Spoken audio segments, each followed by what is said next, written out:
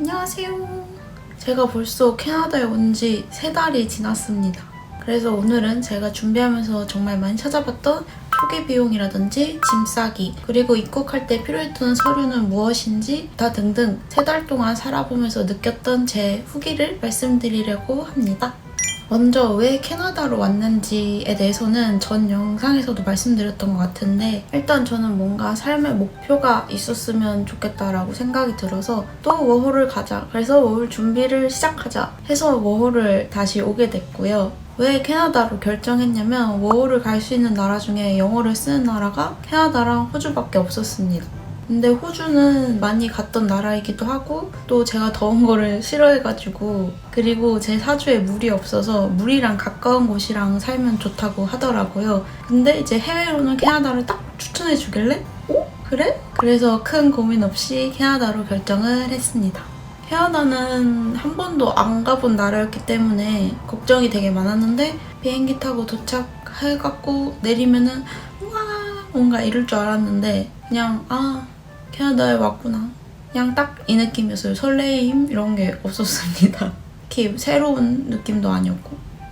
자, 그래서 워홀을 준비하고 캐나다에 도착해서 초기 비용으로 얼마를 썼냐. 일단 워킹홀리데이 비자에 신청하는데 신체 검사 비용 24만 900원, 비자 신청 비용 39만 4,546원, 그리고 이 모든 과정을 위해서 서울을 왔다 갔다 했던 교통비 83,400원 해가지고 월 신청 비용으로 약 72만 원 썼고요. 그리고 출국 준비 비용으로 항공권 60만 1,000원, 해외 장기 체류 보험 50만 8,380원, 그리고 영문 면허 발급비 13,800원으로 총 약 113만 원을 썼습니다.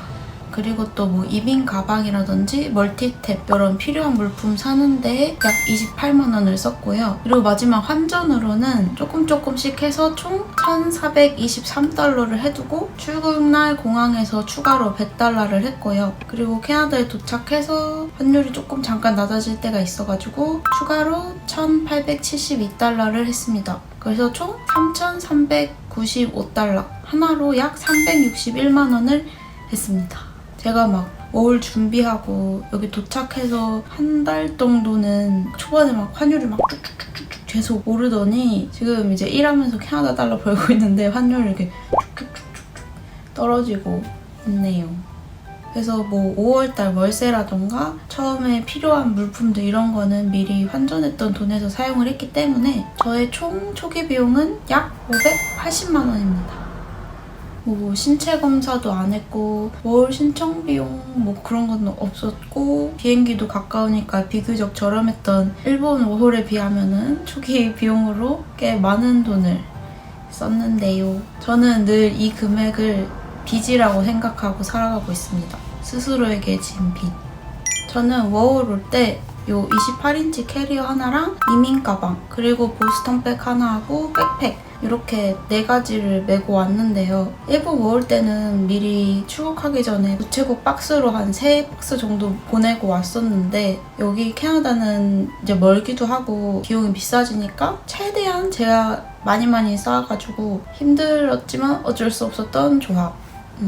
그래서 제가 바리바리 싸들고 온 물건 중에 뭔가 잘 갖고 왔다 싶은 3가지는, 첫 번째 멀티탭. 캐나다가 전압이 110V로 일본이랑 똑같아서 덕분에 미리 사놨던 데지코들을 가지고 오긴 했는데 아무래도 콘센트 개수는 한정적이니까 그래서 한번 멀티탭을 사볼까 해서 오기 전에 샀던 물품이 있습니다. 그래서 지금 침대맡에 두고 굉장히 잘 쓰고 있고요. 그리고 두 번째는 전기 매트. 캐나다가 좀 춥다 그러길래 뭔가 전기 매트가 필요할 것 같아서 인터넷 찾아보다가 되게 가볍고 부피도 줄일 수 있다는데 되게 사이즈가 작더라고요. 그래서 새로 사진 않았고 일본 워홀 때 가져가려고 샀던 전기 매트를 가지고 왔습니다. 캐나다에 5월에 왔기 때문에 이제 더워지니까 쓸 일이 없겠네 라고 생각했는데 비 오고 그러면 좀 추워져가지고 너무 잘 갖고 온 것 같아요. 그래서 덕분에 따뜻하게 잘 자고 있습니다. 그리고 3번째는 가습기. 이거는 필수까지는 아닌데 캐나다가 이제 아침에 제가 씻고 출근했다가 퇴근하고 오면은 사용했던 수건이 다 마를 정도로 좀 건조하단 말이에요. 그래서 친구가 출국 기념으로 선물을 줬던 게 있는데, 그래서 목 아프거나 이럴 때도 그렇고 잘 쓰고 있습니다. 그리고 뭐 스킨케어 제품이랑 옷, 화장품 이런 거는 많이 사왔습니다. 와가지고 맞는 화장품 찾는 것도 어렵기도 하고 또 비싸기 때문에 그래서 가능하면은 챙겨오시는 걸 추천드립니다. 그리고 비행기를 타고 공항에 도착해서 입국 수속을 한 다음에 이미그레이션에 가서 워크퍼밋을 받아야 되는데요. 이 워크퍼밋을 받기 위해서는 서류가 필요하답니다. 그래서 제가 준비했던 서류는 여권이랑 합격 레터, 그리고 영문 부업 가입 증서랑 자금 증명서, 그리고 워홀 신청할 때 작성했던 뭐 5707이라던가 레주메 신체 검사 확인증, 범죄 수사 기록 해보서 등등 저는 혹시 몰라서 다 가지고 왔는데 저의 경우에는 이제 여권이랑 합격 레터만 확인하셨습니다. 합격 레터는 꼭꼭 인쇄해 오세요. 그리고 워홀 오기 전 가장 중요한 것 중 한 가지가 임시 숙소를 구하는 건데요. 저는 가능하면 임시 말고 최대한 길게 사는 곳을 찾고 싶어서 이제 홈스테이랑 룸렌트 이렇게 고민을 하다가 홈스테이 홈페이지에서 이렇게 보는데 집에 고양이가 있는 거예요. 그리고 가격도 한 달에 $900?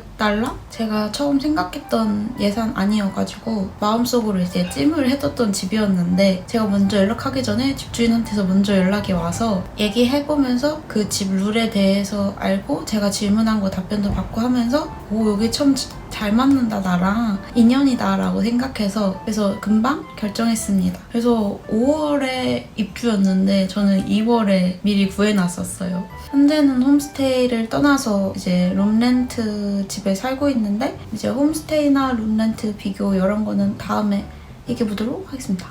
일본 워홀 갈 때는 한국 유심은 제일 저렴한 요금제를 해두고 일본에 도착해서 일본 통신사를 직접 개통을 해서 썼는데 캐나다는 미리 출국하기 전에 준비해서 가시는 분들이 많더라고요. 그래서 일단 한국 번호는 평생 할인 요금제 중에 가장 저렴한 걸로 해뒀고 캐나다 요금은 현재 벨이라는 통신사를 이용하고 있습니다. 그리고 제가 벨 요금제 중에 현재는 한 달에 100기가에 $45 요금제를 쓰고 있는데 진짜 데이터 양 진짜 많고 한 번도 다 써본 적도 없고 그리고 너무 비싸요. 이게 $45여도 나중에 텍스 붙어서 내면은 거의 $50 나오기 때문에 근데 이 아래 요금제가 60기가에 $40인데 막 엄청 큰 차이도 안 나고 그리고 제가 쓰는 요금제가 미국에서도 쓸 수 있다 그래가지고 그냥 큰맘 먹고 100기가 $40를 쓰고 있습니다.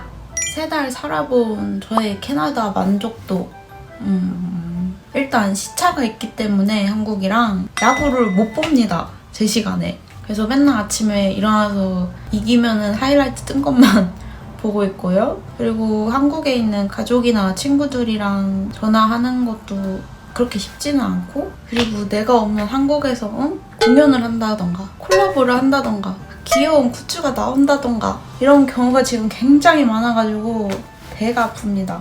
그래서 캐나다에 있으면서 굿즈를 못 해가지고 뭔가 삶의 활력이 부족해요.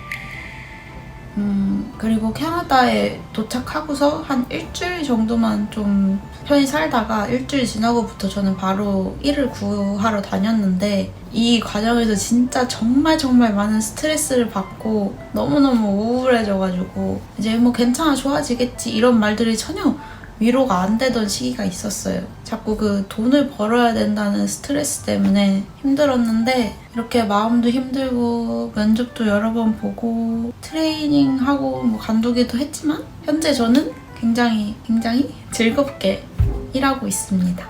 제가 한국에서 서버로 알바를 많이 해봐가지고 일 적응하는 게 어렵지 않았고 그리고 또 지금 같이 일하는 사람들이 착하고 좋아서 좋아요.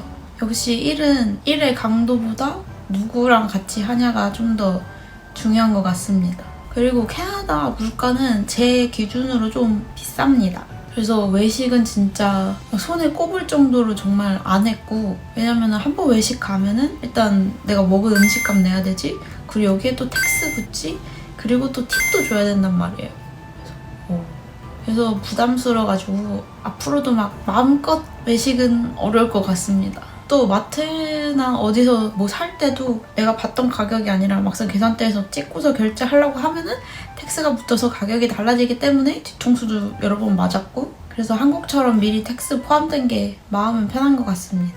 그리고 5, 6, 7월을 지내본 제가 느끼는 날씨는 좋습니다. 일단 습하지가 않으니까 여름인데 너무 좋고요, 그 점이. 근데 진짜 갑자기 하늘이 맑은데 비가 올 때도 있고, 그리고 여태까지 지금까지 너무 더워서 힘들었던 날이 꽤 몇 번 있거든요. 그리고 또 집에 지금 에어컨이 없기 때문에. 근데 이때 제외하면은 밤에 창문 열고 자면은 시원하고 좋아서, 그래서 저 같은 더위 싫어 인간에게는 안성맞춤인 날씨랍니다.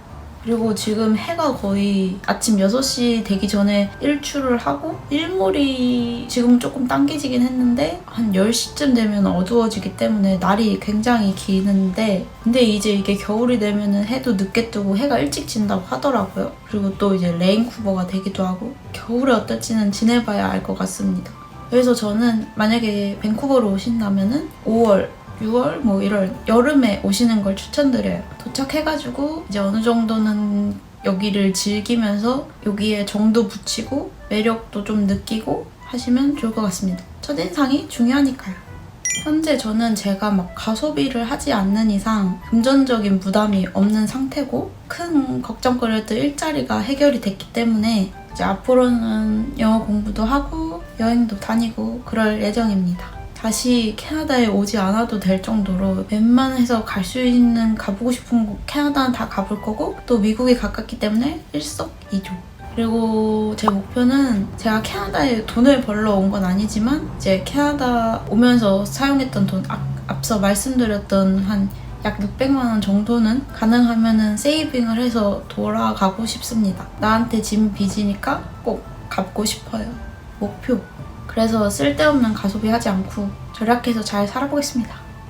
일주일 만에 한국에 돌아가고 싶어 했던 사람이 지금은 어디로 여행을 갈까, 다음 주에는 무슨 이벤트가 있나 이런 거를 찾아보면서 살고 있습니다. 지금까지 제가 했던 결정에는 후회가 없어요.